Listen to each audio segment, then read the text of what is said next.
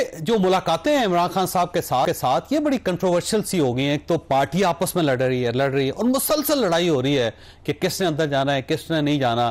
फिर जिन लोगों की फहरिस्त होती है उनको जाने नहीं दिया जाता, दूसरे लोग अंदर घुस जाते हैं और वो बाहर आके एक ऐसा नैरेटिव देते हैं जो इमरान खान साहब का होता ही नहीं। तो ये कन्फ्यूजन क्या है बेसिकली? पहले तो मैं एक कमेंट दूंगा जनरल साहब के 9 मई के वाक़े के ऊपर।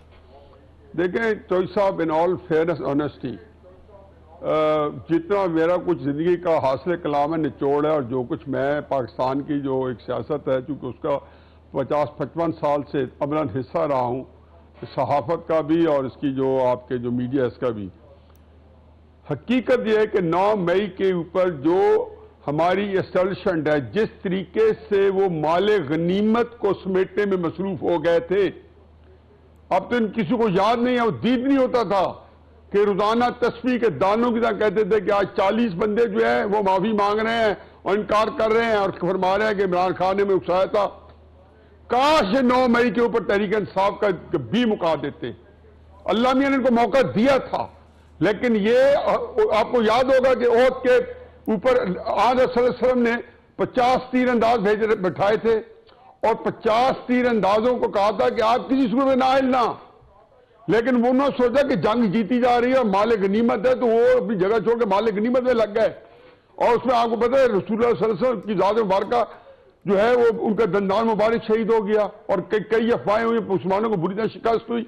एग्जैक्टली मैं 9 मई के ऊपर जिस तरीके से हमारी एस्टेब्लिशमेंट के आला दिमागों ने माले गनीमत समेटने में महीना लगाया, क्योंकि उनके यहाँ कोई अकाउंटेबिलिटी नहीं है, कोई इनको नहीं पूछता कि जब इतना बड़ा सानिया था, पाकिस्तान से न्याय हो गया था, तो आपको किसने हक दिया था कि आप जो है मालिक गनीमत में समेट के अदम इस्तेकाम पार्टियां बनाएं, लोगों की वफादारियां तब्दील करें और उसके बाद 9 मई के बयानी को दफना दें।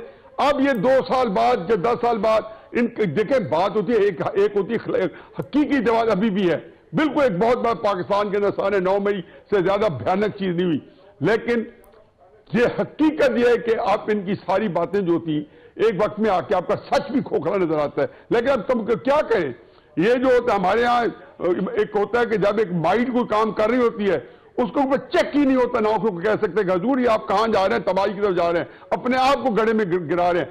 आज इमरान खान साहब की जो पॉपुलैरिटी 7वें आसमान पे है, तो इसमें इमरान खान ने कोई कश्मीर फतह नहीं किया था, ना इमरान खान ने कोई इंडेक्स जो था करप्शन का जिसके नाम पे आए थे वो तो 116 से उठाया था 218 में और 144 में छोड़ के गए थे।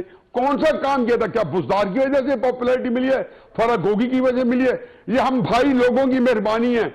ये तो शुक्र करें कि इमरान खान साहब जैसा नाअहल नालायक, मैं उसे कहता हूं सियासी इलिटरेट, जो पोलिटिकल जो सियासी अनपढ़ है, वो अपने आप को खुद ही खराब करे। फिर नीचे पार्टी हमेशा से कंप्लायंट होती है। भुट्टो साहब की भी थी, बेनजीर की भी थी, नवाज शरीफ का सका भाई, उन सारे बंदे इस वक्त किसकी नौकरी कर रहे हैं? क्या नवाज शरीफ साहब भी कर रहे हैं? इसलिए इमरान खान साहब की सारे बंदे कंप्लायंट है। एक और साइंस है, एक और चीज है, मैं टॉपिक को कंफ्यूज नहीं करना चाहता हूं, लेकिन मैं सिर्फ ये कह रहा हूं कि जी ये सारी बातें जो होती हैं, इस बातों में आपको सेटिस्फेक्शन तो मिल जाती है। 9 मई के बाद 30 दिन तो ऐसी आसूदगी थी और रावी चैन लिखता था कि जब किसी को मैं कहता था कि जी आप गढ़े की तरफ जा रहे हो, तो कहते खुदा आगे वास्ते देखो जो कर लोग आ रहे हैं, पीटीआई खत्म हो रही है। मैंने कहा चलो ये भी करके देख ले। किसी ने अंदाजा ही नहीं किया कि इमरान खान साहब की जो पीटीआई है वो इमरान खान साहब है तरने का है और अवाम में अवाम उन्नास है जो कभी खत्म नहीं होगी। हाँ, अब ये जरूर है कि जो छोटी छोटी चीजें होती हैं कि फलां को मिलने दो फलां को ना मिलने दो, इससे फर्क नहीं पड़ता, सिवाय इसके कि न्यूज वैल्यू बनती है, न्यूसेंस बनती है।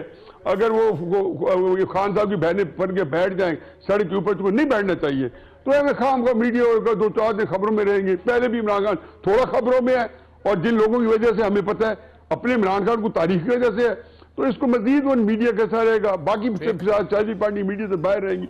तो ऐसा पाकिस्तान जो है जनरल साहब को शामिल करना है। जनरल साहब ये आपको रिस्पॉन्ड करना चाहें इस पे 9 मई पे, क्योंकि हुआ कुछ नहीं वैसे 2 साल में।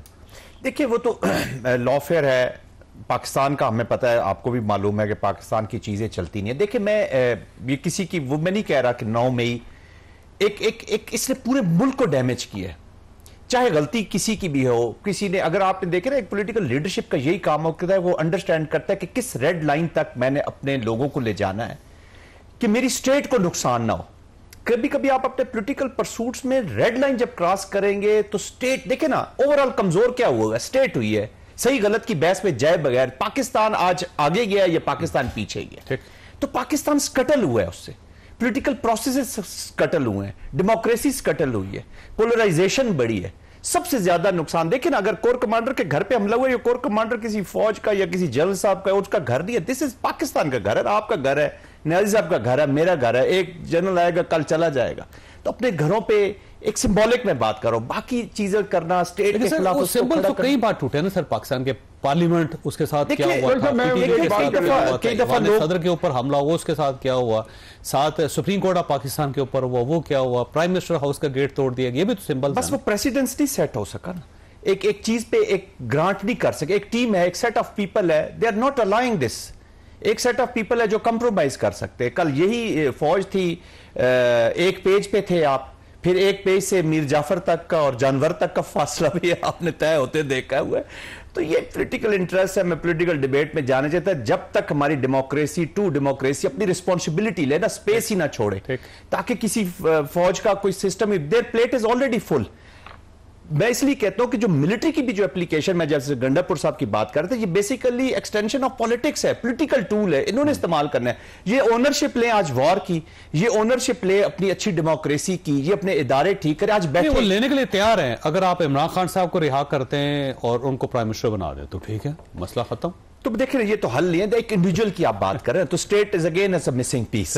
तो आई थिंक पाकिस्तान के, देखिए मैं ऑलवेज एक ही बड़ा सीरियसली मैं एक आर्गुमेंट करता हूं कि माजी के बैगेज के नीचे दबने की जरूरत नहीं है, मिस्टेक से सीखें जरूर।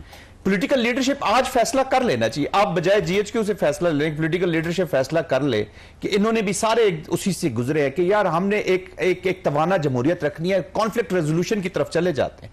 कॉन्फ्लिक्ट रेजोल्यूशन में अगर स्टेट उसको करती है तो nobody will stop that. Unprecedented support हासिल थी इमरान खान को जी, फौज की।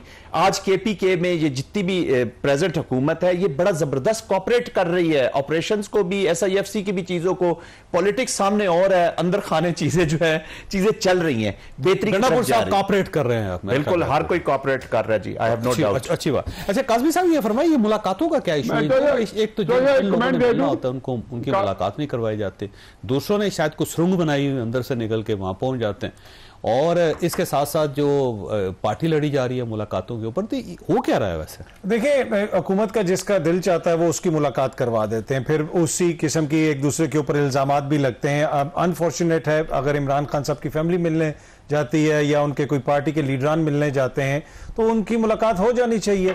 इसी मुल्क में जब मियां साहब जेल में थे तो सहाफी जो है वो टोलियों की शक्ल में जाके उनसे मिलते थे। नहीं, बाद में पाबंदी लगी थी, नहीं शुरू में मिलते थे, अडियाला में भी मिलते थे। न्याजी साहब यहाँ पे बैठे हैं, एक दिन न्याजी साहब, वहां पे शामी साहब भी थे, बहुत सारे, आप न्याजी साहब से भी पूछ लें, वो उधर भी जाके लाहौर में भी मिलते थे। इधर अडियाला जेल के अंदर 15-15, 20-20 बंदे जाके मिलते थे, वहां पे सारी बातचीत भी होती थी। लेकिन जिस तरीके से इस वक्त पाबंदी लगाई, क्या अभी आप जाके मिल सकते हैं?